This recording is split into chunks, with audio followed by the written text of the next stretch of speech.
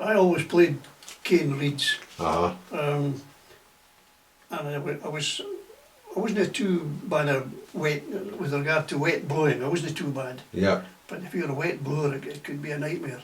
Well, somebody, and I'm not going to mention his name, had a bad experience at the Spring Bank just a week or so ago with that self-same problem, where they get to almost at the end of their, they're halfway through the March of Spain reel, and just pipes went right off the reel altogether, and the drones went absolute AWOL, some because they were soaking wet. Whereas the other folk who will play with the central heating in the bag, as you say, and the plastic reeds and everything else, and they don't seem to suffer the same way. But again, it's personal taste, isn't it? That's right. That's right. And how you're blowing and how your instrument will be able to handle the synthetic reed. That's right, yeah. And they've got all these accoutrements in the bag, you know. And they put these granules in the cat litter. Aye. Aye, mate, it's quite a difference for syrup, isn't it? Well, my father used to have some terrible concoctions. He used to, the white of an egg, with some sugar in it, I think it was. He used to whip it up, it was like a meringue at the finish. And after 2 or 3 weeks, the bag absolutely stank. So what did you do with that then? Just persevere until the bag rotted and you could buy it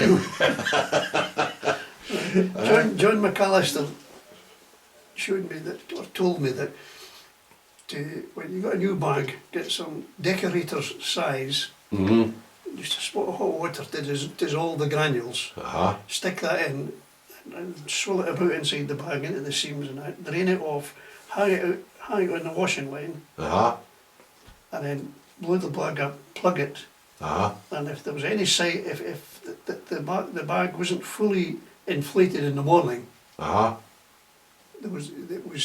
hadn't done its job properly. But they'll tell you that it worked. It worked. And then you seasoned the bag after that. Oh, you put seasoning in after that? After that. There you go, eh? So I used to get my bags off a guy, he was the bass drummer in the Edinburgh Police Band, Tom Ritchie, and this was pre that sheep disease we inherited from the Russians. And great grand skins, you know. And this area here was one of the worst hit with that disease the sheep got. And at that time, pipe bags, you could hardly get them.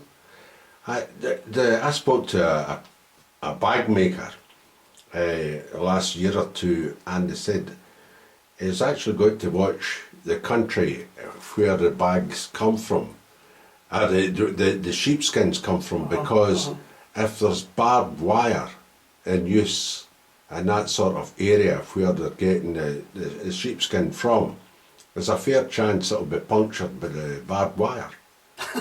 And there's a serious observation. He'd actually to make inquiries about that, because in other words, he would be buying all sorts of skins with a hole in it, made by the sheep brushing up against the barbed wire. When it was alive. It's amazing that, isn't it? Right, what about, we've spoken about Callum Bowman, and we've spoken about an excellent player, and lots of the modern guys, Stuart Liddell, and these folk.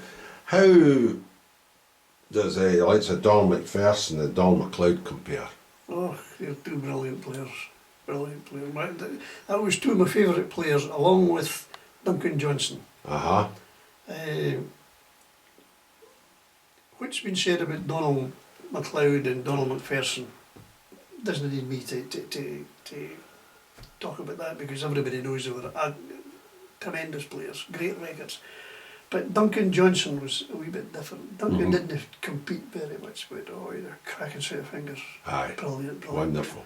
And a really good tutor as well. Really good tutor. I taught a lot of famous people. Taught Roddy McLeod as well, didn't he? So I believe, yes. But lots of other famous pipers. A really nice guy too. Bagsand music. Oh, And he was right across the board, Peeber, March, Spain, Reel, right. hornpipe, jig, a fantastic composer. aye. I remember listening to, I think it was a Seamus McNeill programme, and Alec Duthart and Duncan were interviewed, and then they played together. Aye. And it was absolutely tremendous.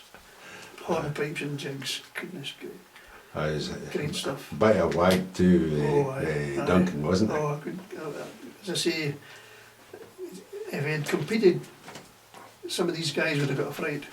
Aye. Some of these guys would have got a fright. But, They had good bagpipe as well, didn't they? oh, aye. I don't know who's got his bagpipe now. No, I don't know.